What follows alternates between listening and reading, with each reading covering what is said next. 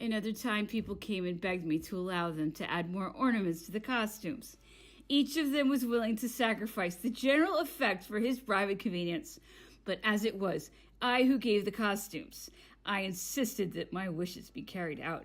I sometimes felt like laughing when I saw the grief and disappointment caused by my decisions, especially when certain inquisitive people had succeeded in discovering all the marvelous features which were to be included in the rival pageant. On the day the ball was to take place, the theater of the Tuileries was transformed into a ballroom. The emperor was seated on a raised platform between the empress and me.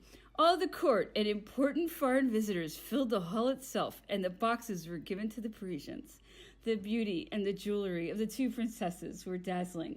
One of them represented Rome, the other France. Their charming faces, their little helmets, their shields covered with diamonds and colored stones sparkled gaily. The other women dressed as water nymphs of the Tiber. The Iris were all handsome and graceful, but the faces of the equerries and the chamberlains, which one recognized as impersonating stars, zephyrs, and Apollos, aroused mirth.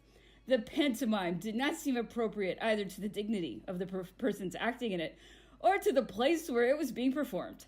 After the performance of the mask, the Empress and I opened the ball with a French square dance.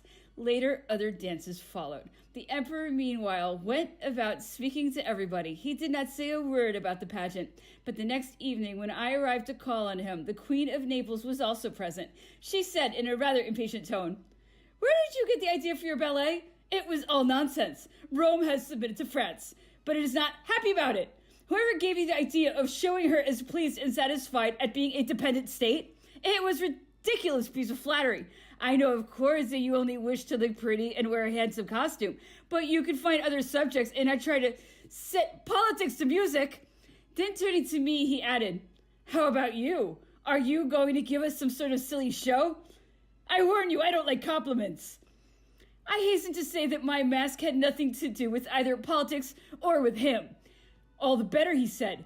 Then, because he saw how marked a superiority he was just then giving me over to his sister, who, after all, had only been trying to please him, or perhaps because he felt like finding fault and recalled subjects that lent themselves to his humor, he continued as he walked up and down the drawing room, "Ah, these young women!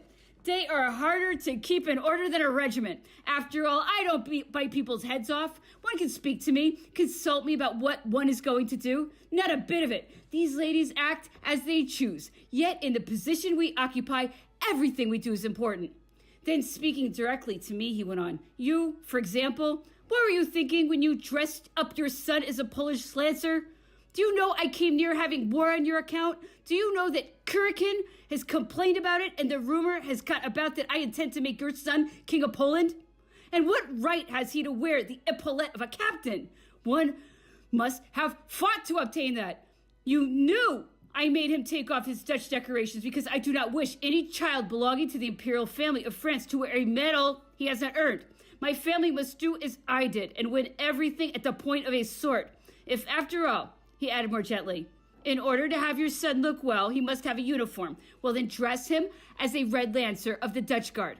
I will even go so far as to let him wear a second lieutenant's epaulette, which I hope he will later earn himself." I had made no attempt to reply as long as the emperor was speaking, for it was my mother who had made the Polish uniform as a New Year's present. The tailor had put on an epaulette, and as a matter of fact, I had never noticed it, nor had anyone else.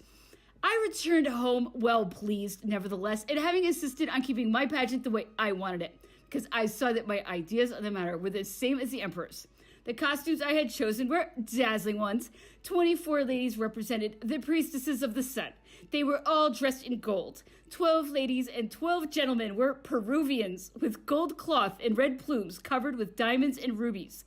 I, as high priestess, was all in silver, white plumes and white diamonds. 8 ladies, also in silver, with white plumes and diamonds and turquoise ornaments, surrounded me.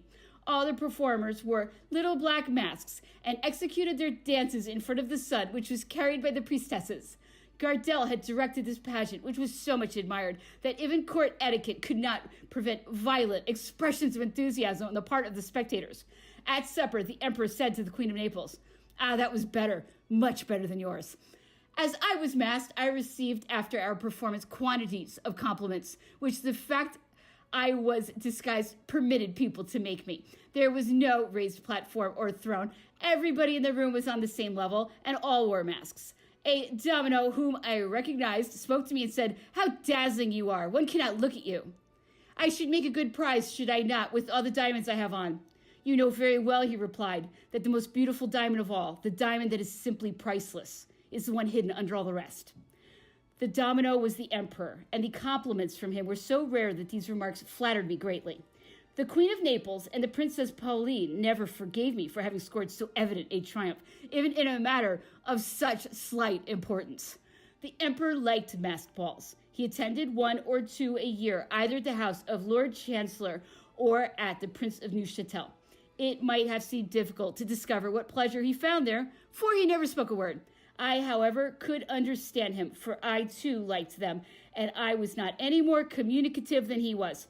To be able to watch people without being noticed or followed is a novel sensation for people who are always being stared at. When you are constantly surrounded with ceremony, it is sometimes a pleasure to lose yourself in a crowd. As soon as he arrived at one of the balls, he sent for me or the Queen of Naples, because he thought he would be less readily recognized if he were with a woman. We would walk about without speaking. Sometimes he would ask me, "Who is that person?" I had no idea, and I would try to find out. "How are you, handsome masquerader?" or "What is your name?" were the only phrases I could think of, and my mental effort stopped there. If people guessed who we were, we'd step aside with a deep bow. If not, they would turn their backs on us, exclaiming, "How silly they are!" This would amuse the emperor as much as it did me. After an hour or two of strolling about and looking for the empress, who was doing the same thing with the Duchess de Montebello, we would go to supper with the emperor, the empress, and the prominent people who happened to be present. Each one would relate the exploits he had performed in the ballroom. The only amusement the emperor had had was that of not being recognized, or at least believing he was not recognized. And when people said he was delightful at a ball, that everybody wondered who he could be, this was doubtless a form of humor. At one of these balls, when I was not with the emperor, I happened to sit down to rest on a bench.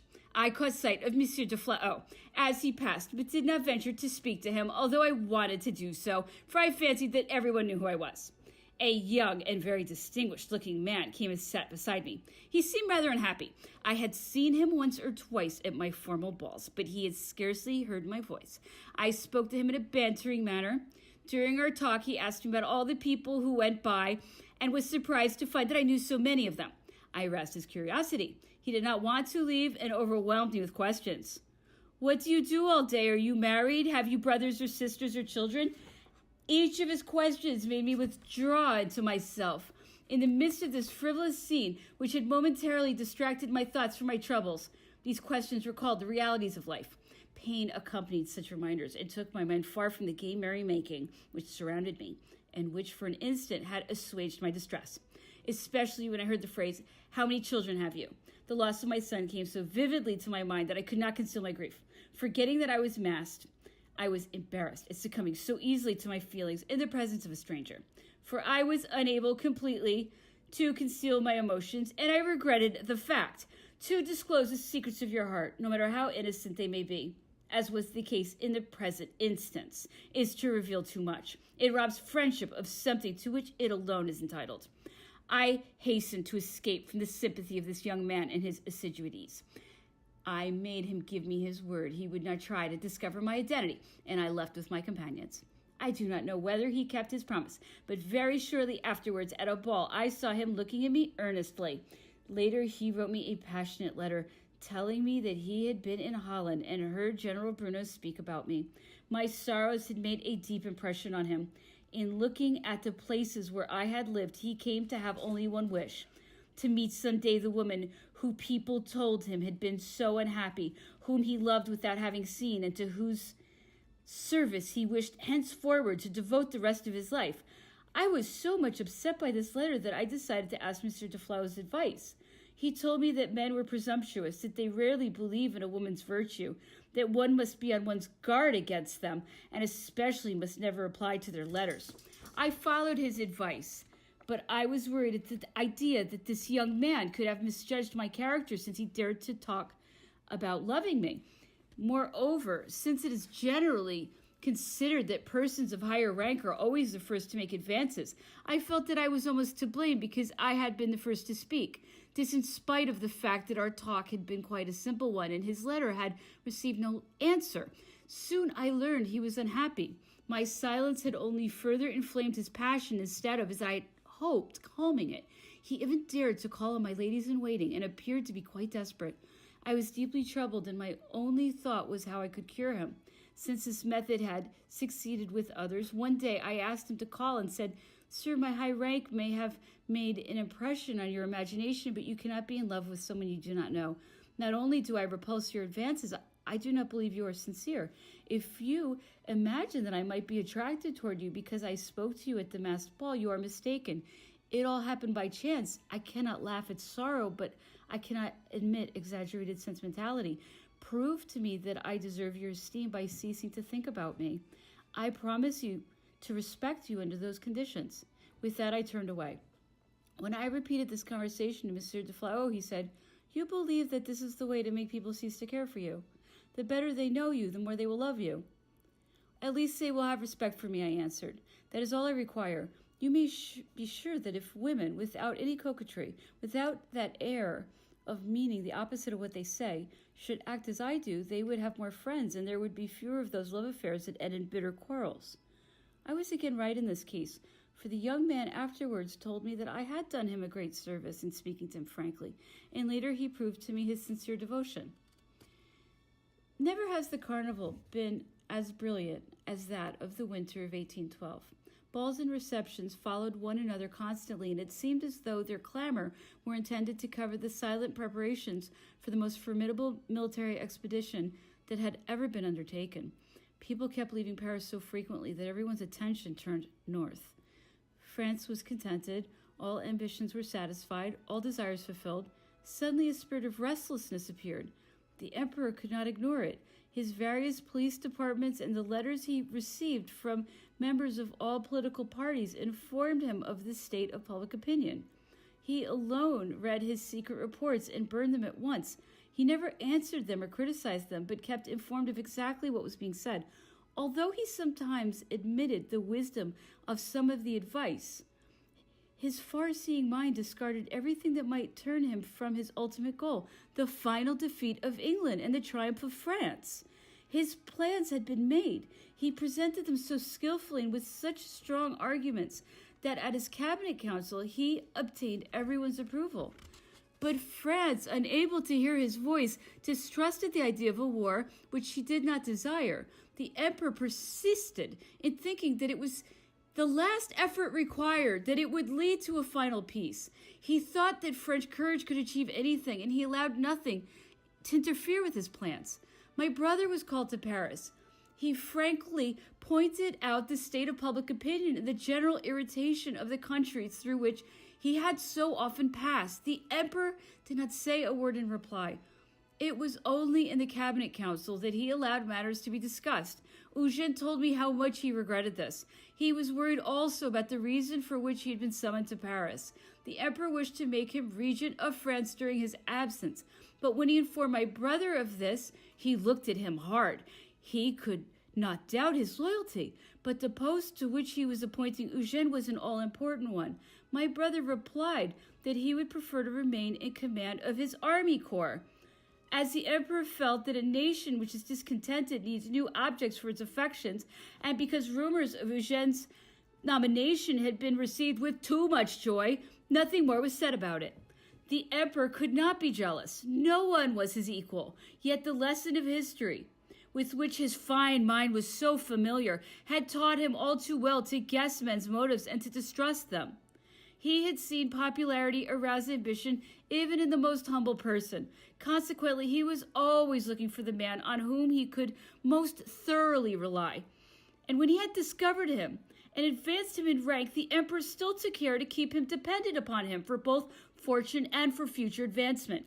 If public opinion, which knows no law, became too enthusiastic about someone, the emperor would take care to show less favor toward him, to dole it out sparingly, for he was aware of the importance of every one of his acts and foresaw their results. If a feeble monarch is wrong not to be more suspicious of those who are too ambitious, a ruler who is strong makes an equal mistake in not to rely more completely on disinterested devotion. Under the reign of a great man, it too often happens that everything revolves around him. Others do not count. Their importance lessens as his own increases. He comes to consider those about him as efficient machines. He uses them, lays them aside, picks them up again, and will only be guided by his own intuitions. In the end, he finds himself surrounded by men whose value he has destroyed by refusing them more responsibility. The day comes when he is obliged to let them act for themselves. They fall, and although not seeking to betray him, they do so. My brother was the one man the emperor should have left in France. The reasons I have just outlined and the intrigues which exaggerated Eugene's popularity made him refrain from doing so. He placed the High Chancellor at the head of affairs and left for Russia. The Empress accompanied him as far as Dresden, where he met the rulers of Austria and Prussia. I watched my brother leave. I saw the other two men I cared for depart, and I felt very badly. We feared even victories, since they would unavoidably bring sorrow to a few more families, and we desired only that happiness which is to be found in peace.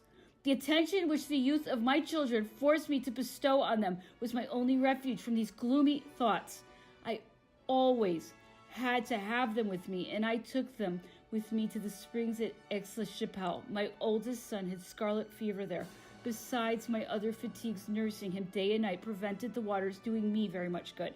Those at Spa proved more efficacious.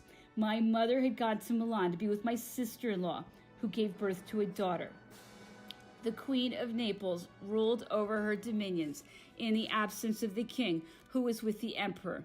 The other princesses were at different health resorts. I was obliged to return to be with the Empress Marie-Louise, who people considered was being left too much alone. She came to see me sometimes at Saint-Lô and liked it very much there. She frequently received news from the emperor and generally passed it on to me. Her affection and her anxiety about him seemed to me sincere, and I appreciated her sharing her uneasiness.